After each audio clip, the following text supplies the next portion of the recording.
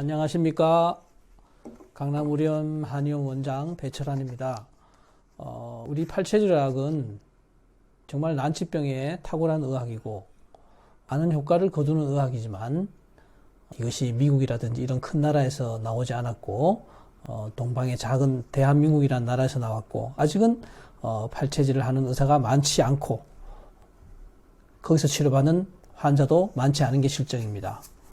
앞으로 10년 정도가 흐른다면 유전자 기술이 발전한다면 이 체질의학이 과학적으로 증명되고 이것이 선진국에서 혹은 큰 기업체에서 국가적으로 지원이 있다면 대단한 성과가 나타날 것이라는 것을 믿어 의심치 않습니다. 자, 오늘은 아토피에 대해서 말씀드리겠습니다.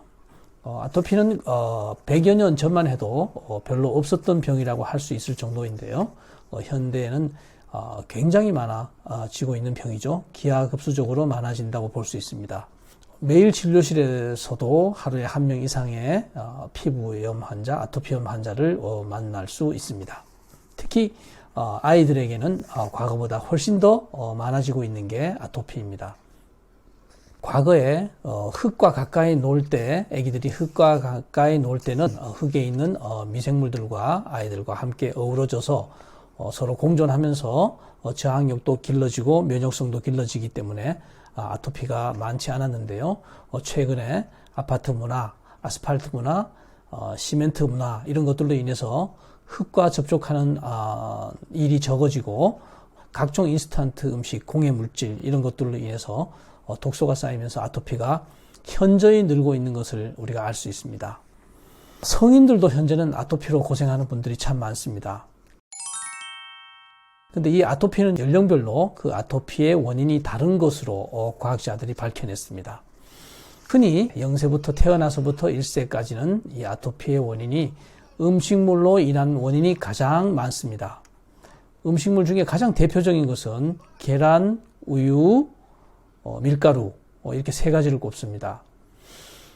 특히 계란은 유정란이 아닌 무정란은 몸에 해로운 인체 에너지가 작용하기 때문에 피하라고 누차 강조를 해왔고 밀가루는 체질과 관계없이 수입 과정과 보관 과정에서 문제 혹은 표백제들의 사용 이런 것들로 인해서 문제가 되고 또 삼백 물질로 인해서 탄수화물 중독의 큰 원인이 되고 그걸로 인해서 독소가 쌓이기 때문에 아토피 증상도 악화시키게 됩니다.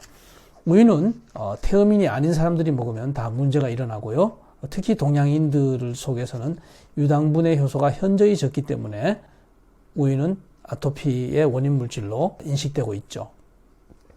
태음 외에는 모든 체질에게 맞지 않는 음식이지만 요거트로 변모하게 되면 모든 체질이 먹어도 되는 유산균이 풍부한 발효 음식으로 변하게 됩니다. 그래서 우유가 맞지 않는 사람도 요거트는 몸에 맞춰서 잘 먹게 되면은 태양인임에도 불구하고 장의 면역력이 생기고 장의 생태계가 좋아지고 모든 병의 치료에 도움이 됩니다. 아토피는요, 아까 얘기했죠. 0세에서 1세 사이에는 음식이 원인이 되고요. 그 다음에 2세에서 4세 사이에서는 진드기와 진먼지 이런 것들이 아토피의 원인 물질로 과학자들이 밝혀냈습니다. 다음 4세 이후부터는 점점점 음식보다는 진먼지, 진드기가 알레르기 원인의 한 80% 정도로 이렇게 알고 있죠.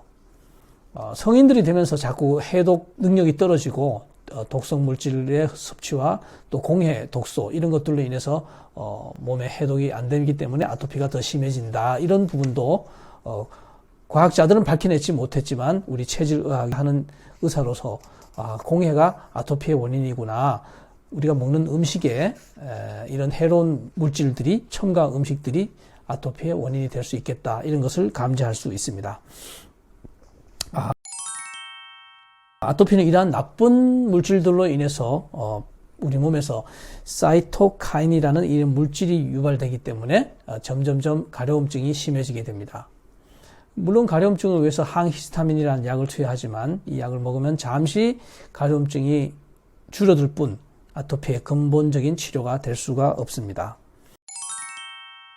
우리가 아토피를 치료 잘하기 위해서는 우리가 의식을 바꿀 필요도 있습니다. 흔히 우리 몸에서 때라고 알고 있는 이 때를 우리가 밀고 또는 비누칠을 강하게 한다거나 하고 있죠. 이 때는 쉽게 말하면 피부의 보호막이라고 할 수 있습니다. 그래서 이 보호막을 벗겨내는 행위가 때를 미는 행위인데요. 이것은 절대로 아토피 환자들이나 피부병에 있어서는 절대로 해서는 안 될 일입니다. 일반인들도 때를 미는 방법은 결코 바람직하지 않습니다. 서양 사람들은 때를 미는 것들이 없죠. 샤워만 간단히 하고 나오죠. 그래서 이 때를 미는 것은 절대로 안 된다.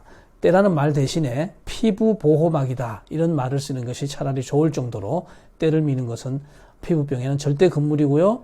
일반인들도 결코 바람직한 것이 아니라는 것을 기억해 두셔야 합니다.